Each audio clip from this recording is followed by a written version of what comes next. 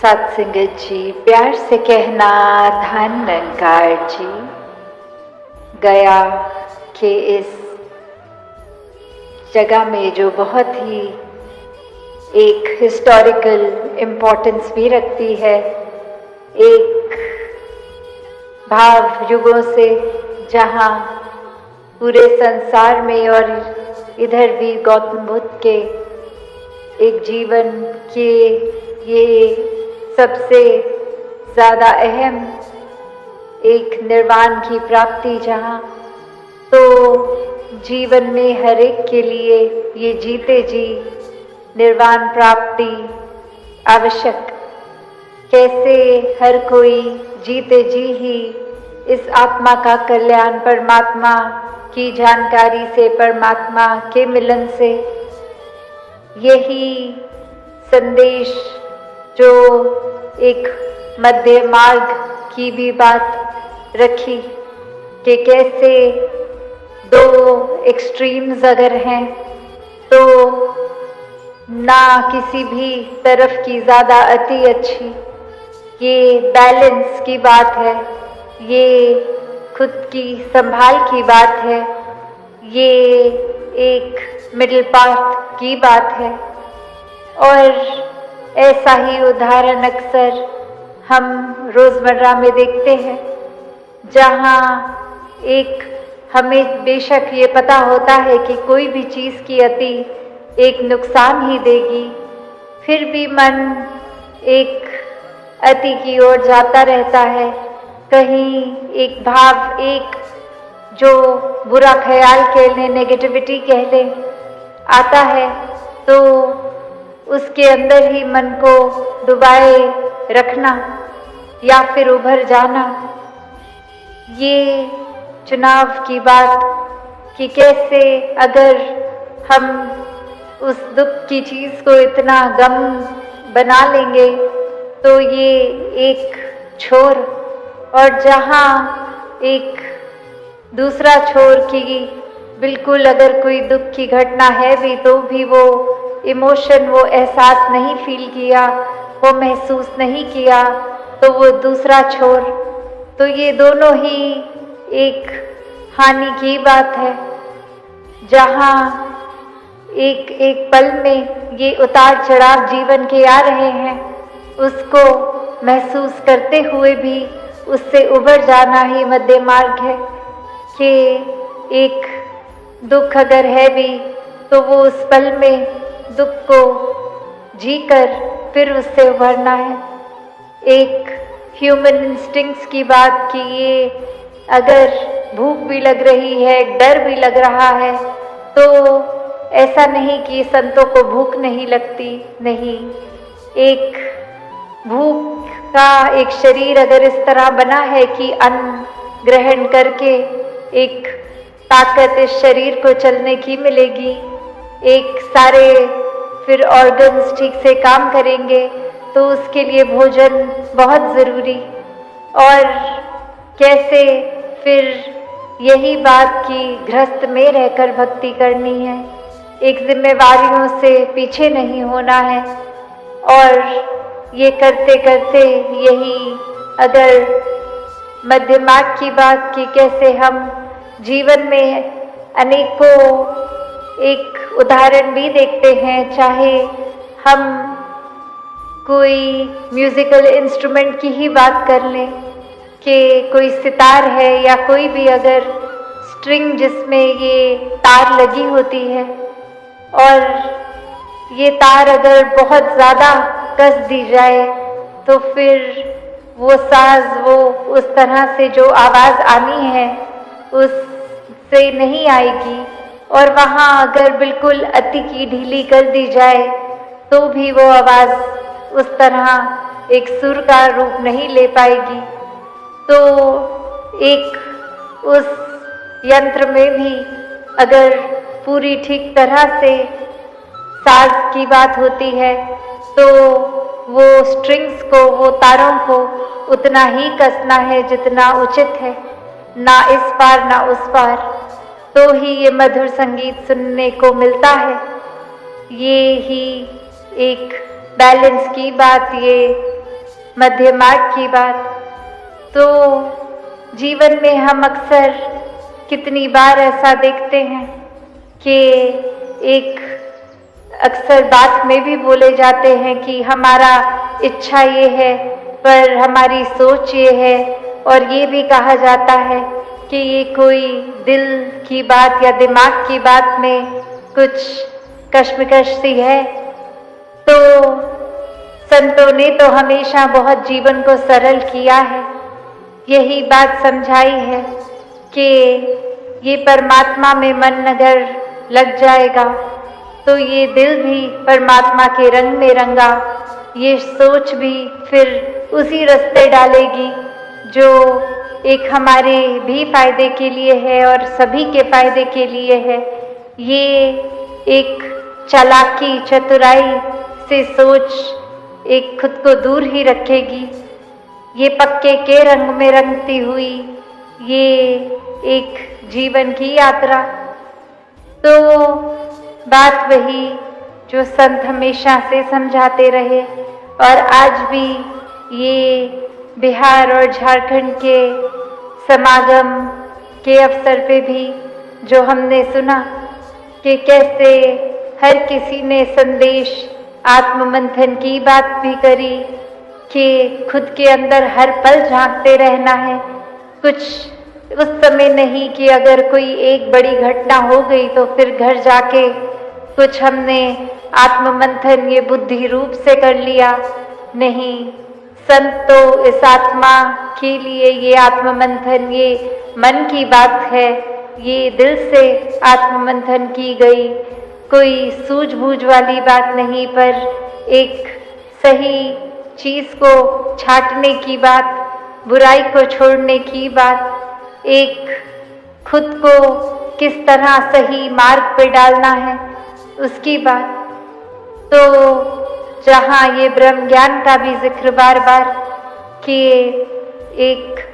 ही उद्देश्य मनुष्य जन्म का कि अपनी असली पहचान करनी है, और ये असली पहचान किसी राज्य जाति पाति रंग भाषा भोजन की तरीके रीति रिवाज में नहीं है। असली पहचान तो अपनी ये परमात्मा ही है जो जीते जी इस जीवन के हर पल में एक, जहाँ से दासी ने बात शुरू की कि ये निर्वाण प्राप्ति, ये मुक्ति, ये जीते जी ही प्राप्त करनी है, कि ये परमात्मा अगर झोली में है हर समय एहसास में इसी के हैं, तो हर पल ये आत्मा भी सोच भी ख्याल भी मुक्त है। ये फिर एक हमेशा इस रूप में जो जिस तरह उदाहरण अक्सर दिया जाता है कि उभरने वाली और डूबने वाली अगर वस्तुएं हैं तो वो पानी उस तरह से है कि आप अगर पानी में लोहा डालेंगे तो उसका डूबना तो निश्चित है, और अगर हल्की सी लक्कड़ है तो वो उस पानी के ऊपर ऊपर तैरती है। तो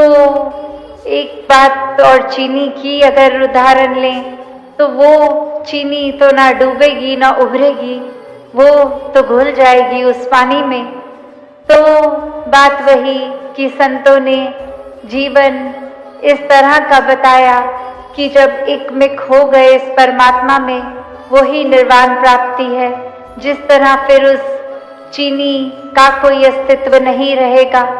पर चाहे वो लक्कड़ हो चाहे वो लोहा हो, वो दो अलग छोर उस पानी के, पर एक चीनी का रूप जो घुल गया। तो फिर उसी तरह हर पल परमात्मा में रंगा हुआ मन भी, एक कर्म कुछ भी कर रहे हों, पूरे दिन में जिम्मेवारियां कुछ भी निभा रहे हों, ये मन तो परमात्मा में है। भले हाथ कोई कार्य कर रहे हैं और फिर वो हाथ भी हमेशा भलाई का ही कार्य करते हैं,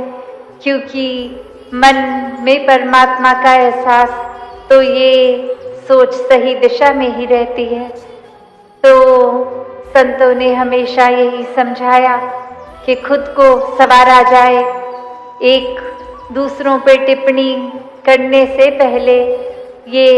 आईने की भी बात आज हो रही थी कि एक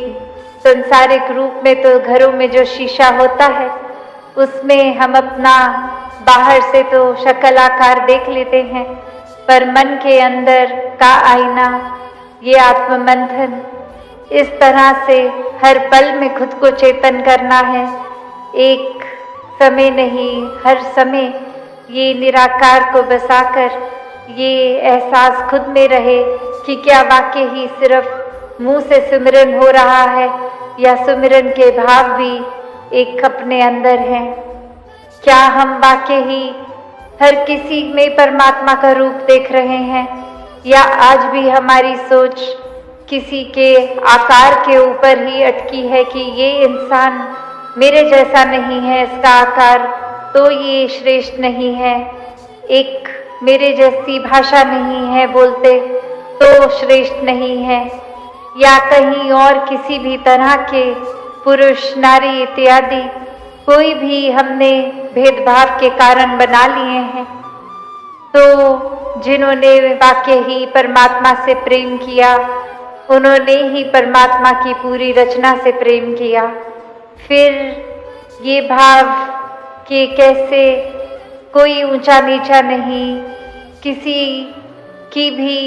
बात को एक उस तरह से ही लिया जा रहा है कि किसी ने कुछ कहा है तो जो उसमें से अच्छा है उसको छांट के जीवन में लागू कर लिया जाए, और जो लग रहा है कि एक हमारे हित के लिए नहीं है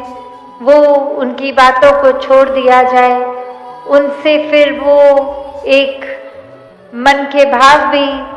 एक खराब नहीं किए जाते, बस अरदास रूप में निकलती है परमात्मा से कि उनके मन में जो एक भाव अच्छे नहीं वो भी किसी तरह संतमति को अपना लें और भाव उनके भी अच्छे हो जाएं। संत कभी भी किसी के लिए कोई एक मन से बुरी कामना नहीं करता, एक हरेक की भलाई में ही एक संतुष्टि, एक खुशी, एक आनंद कि अगर पड़ोसी के घर में रोशनी है तो खुद के घर में भले हो ना हो वो उतनी ही खुशी। तो भाव यही कि हर किसी को अपना लेना, ये एकत्व की बात ये तभी हासिल होती है जब इस परमात्मा से पहले एकत्व का रिश्ता बनता है। फिर ये जब कादर ही मन में है तो पूरी कुदरत का भी सत्कार,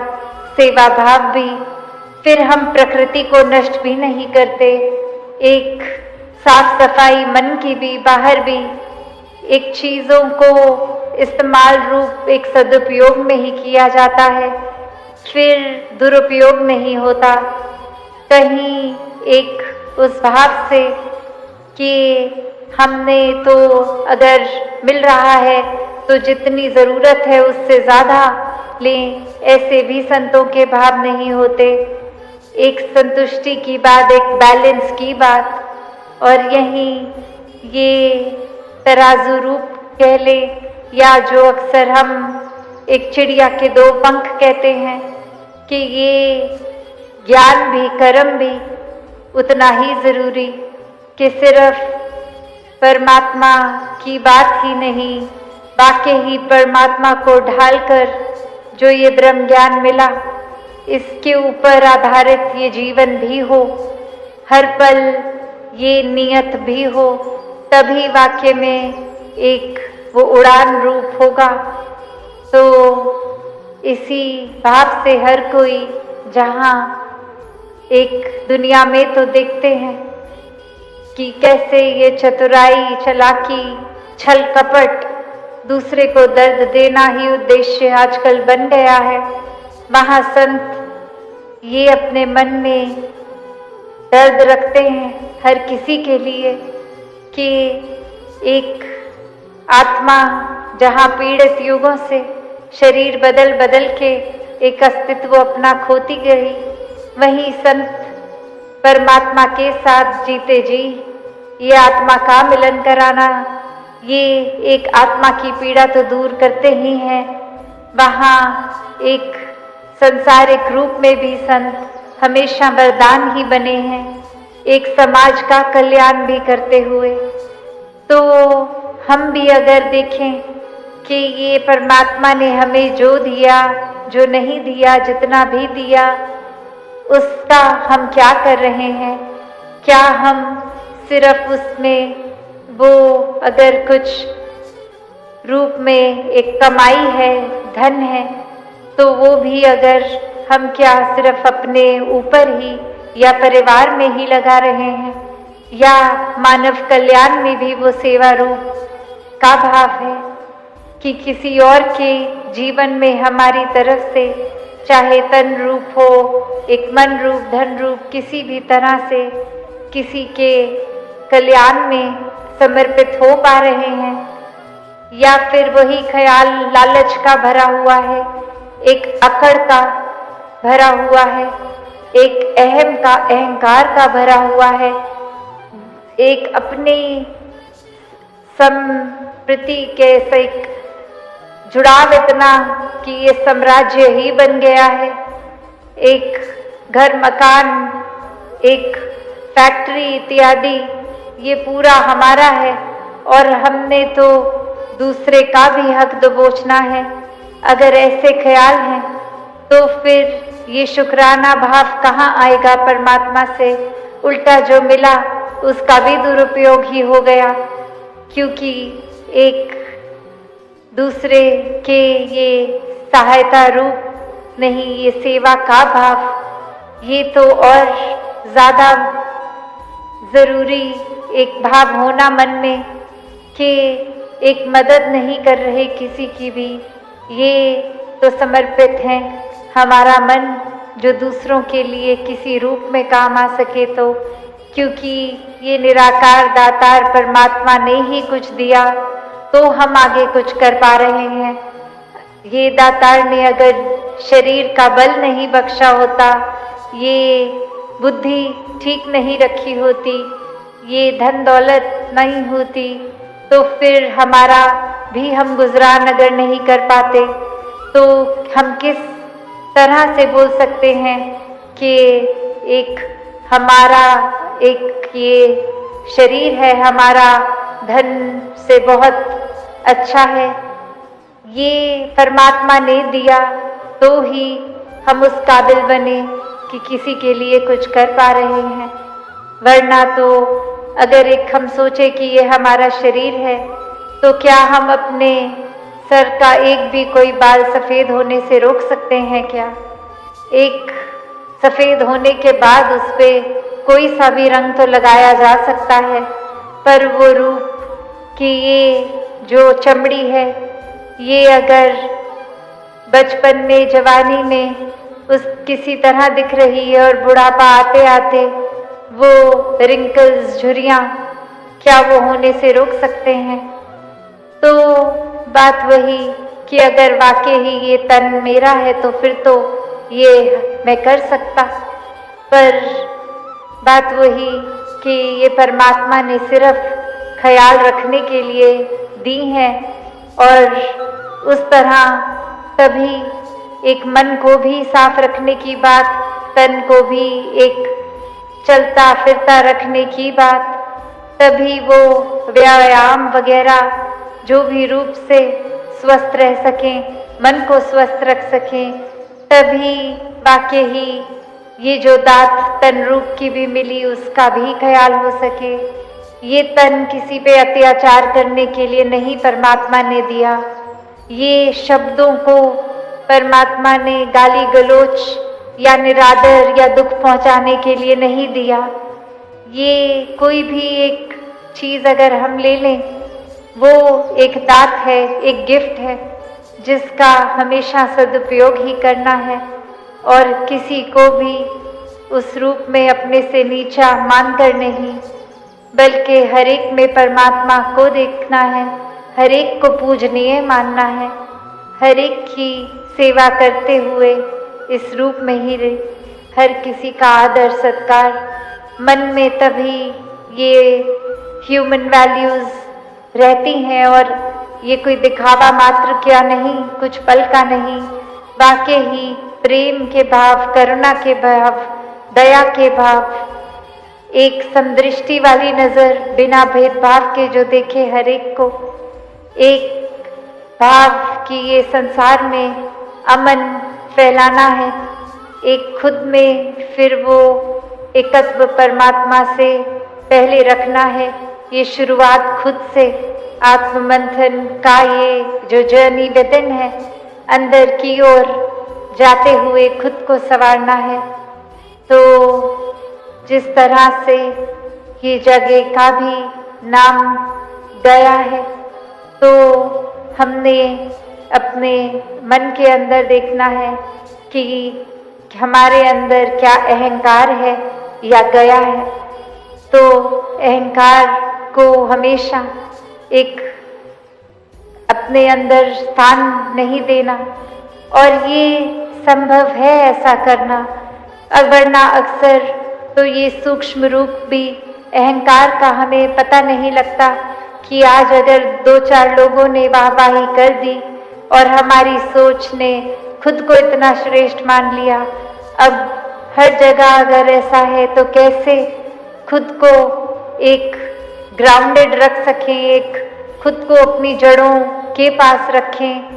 तो ये बात वही कि जब भी एक कर्ता, ये दातार, ये परमात्मा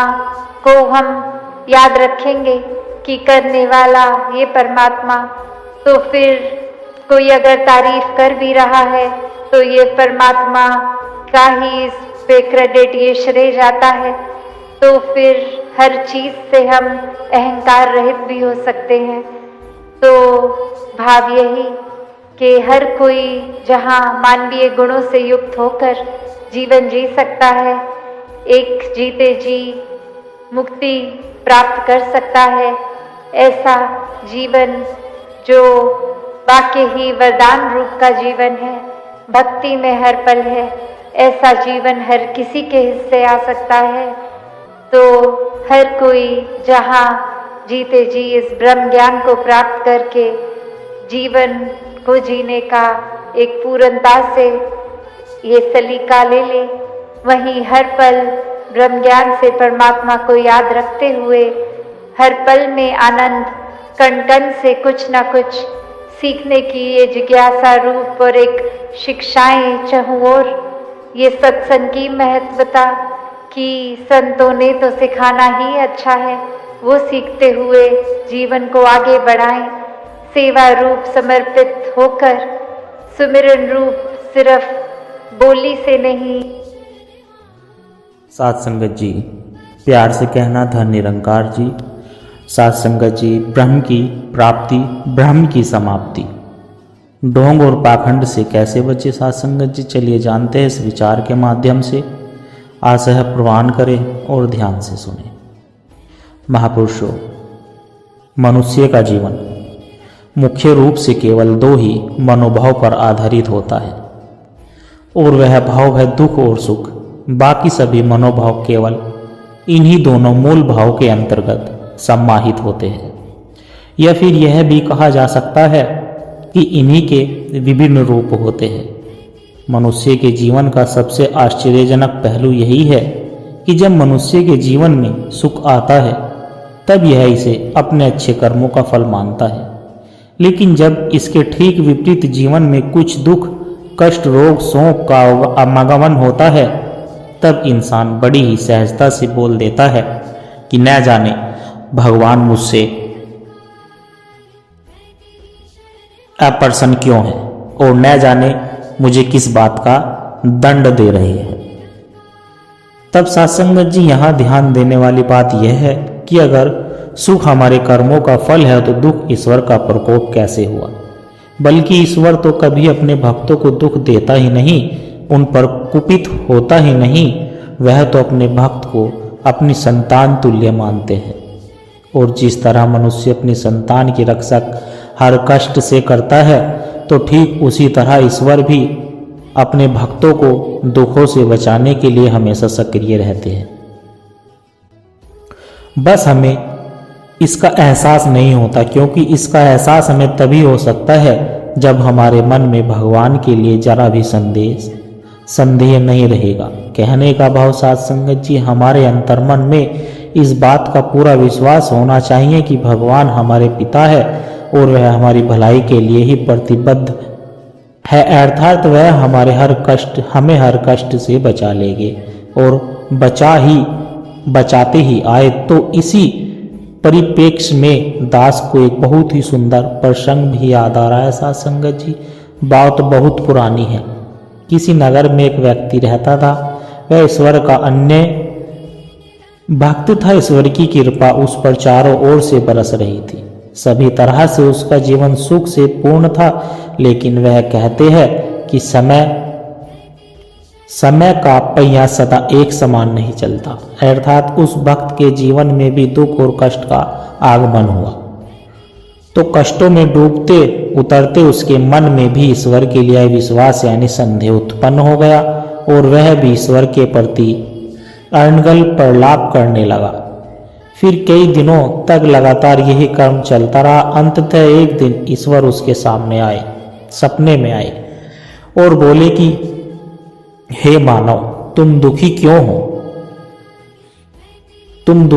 हो? इस जीवन में तो सभी को अपने कर्मों का फल भोगना ही पड़ता है और जब सुख का समय तुमने आनंद से व्यतीत किया है तो अब दुख का पालन भी तुम्हें धैर्य के साथ ही करना चाहिए। तो उस व्यक्ति ने कहा कि हे प्रभु, यदि आप मेरे साथ होते तो मुझ पर कष्ट आते ही नहीं। मैंने तो आपकी आराधना में अपना पूरा जीवन लगा दिया और आज जब मुझ पर कष्टों का पहाड़ टूट पड़ा है तो आपने मेरा साथ नहीं दिया है। फिर ईश्वर ने कहा कि आओ बस, मैं तुम्हारी भक्ति के प्रथम दिन से तुम्हारी यात्रा दिखाता हूँ। और इसके साथ ही भक्त ने देखा कि उसके सुखी जीवन का पूरा अध्याय खुल गया और वह ईश्वर का हाथ पकड़कर बड़े आराम से समुद्र के किनारे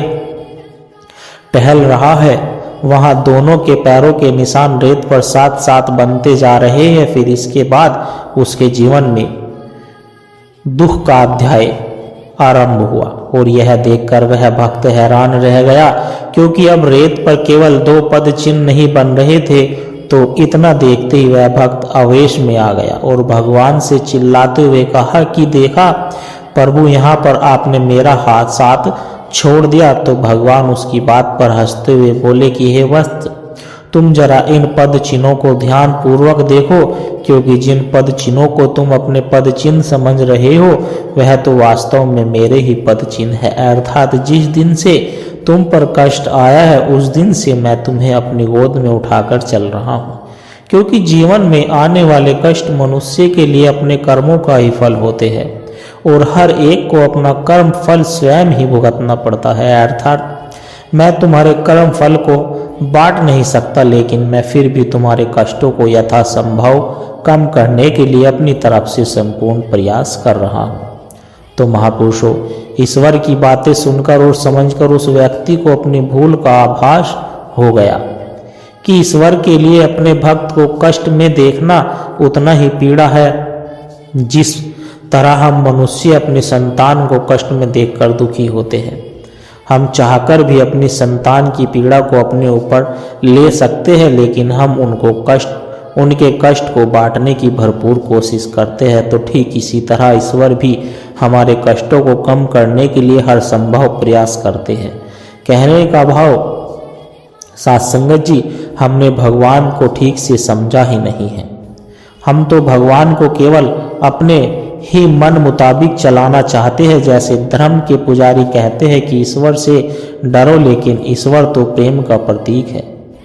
तो उससे डरने का तो कोई प्रयोजन ही नहीं बनता। कहने का भाव, जिससे हमें डर ना लगे तो ऐसे ईश्वर को जानने पर ही हम ईश्वर के नाम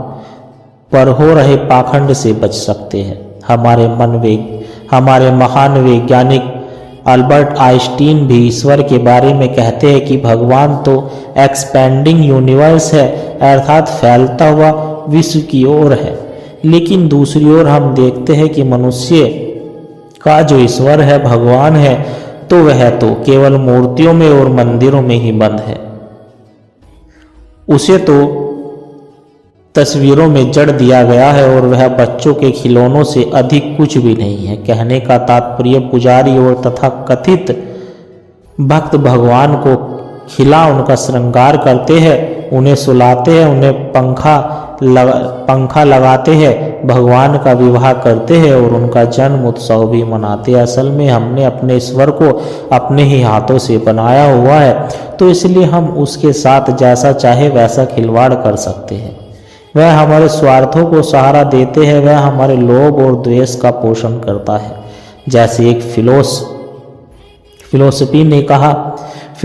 ने कहा है कि हमारा ईश्वर मर चुका है, तभी तो इतने दुराचार, इतने अत्याचार और दुष्कर्म इस संसार में हो रहे हैं। अर्थात आदमी के हालात को देखकर लगता ही नहीं कि ईश्वर कहीं पर जीवित होगा। ईश्वर शब्द का अर्थ है कि ऐसी शक्ति जो ऐश्वर्यवान है। भारतीय ऋषि जिसे ब्रह्म कहते हैं और वह ईश्वर ना जन्मता है ना मरता है। कहने का भाव साध संगत जी वह मन बुद्धि से परे का विषय है, पर विडंबना यह है कि जो शक्ति जो ईश्वर मन बुद्धि से परे है उसी को हम बुद्धिजीवी जन अपनी बुद्धि से पकड़ना चाहते हैं। तो यही कारण है कि यह शरीर होने के कारण अर्थात ईश्वर निरंकार होने के बावजूद भी लोगों ने ईश्वर की मूर्तियां बना दी है। और सत्संगत जी अंधविश्वास अथवा अटाम्बर के सहारे हमें भ्रम जाल में जकड़ दिया गया है। धर्म के ठेकेदारों ने धर्म के नाम पर कोई प्रोडक्ट और मिथक के रूप में प्रस्तुत करके लोगों को गुमराह किया है। फिल्मों में भी जब किसी नायक या नायिका पर दुख या संकट का पहाड़ टूट पड़ता है तो केवल तभी उसे ईश्वर की पूजा करते हुए दिखाया जाता है, और जहाँ पर सुख होता है तो वहाँ पर तो ईश्वर का कोई नामो निशान भी नहीं होता। दास के साथ संगत जी कहने का तात्पर्य यही है कि क्या ईश्वर को मात्र दुखों के समय ही याद किया जाना चाहिए और भाव भक्ति के नाम पर केवल दिखावा या आडंबर होता है या होता रहे। कहने का भाव कि वास्तव में है प्रभु परमात्मा होते शरीर होते हुए भी अर्थात निरंकार होते हुए भी यह सदा हमारे अंग संग हर समय मौजूद रहता है, लेकिन बस उसको पहचानना या पहचान होने के कारण हमें मैनेजेबल ईश्वर बना लिया है। हमारा भगवान के प्रति प्रेम भी है और भय भी है। तो इस प्रकार तो हमारा भगवान दो मुआ हुआ साथ संगत जी, क्योंकि जहाँ पर प्रेम है वहाँ तो भय का कोई काम ही नहीं होता।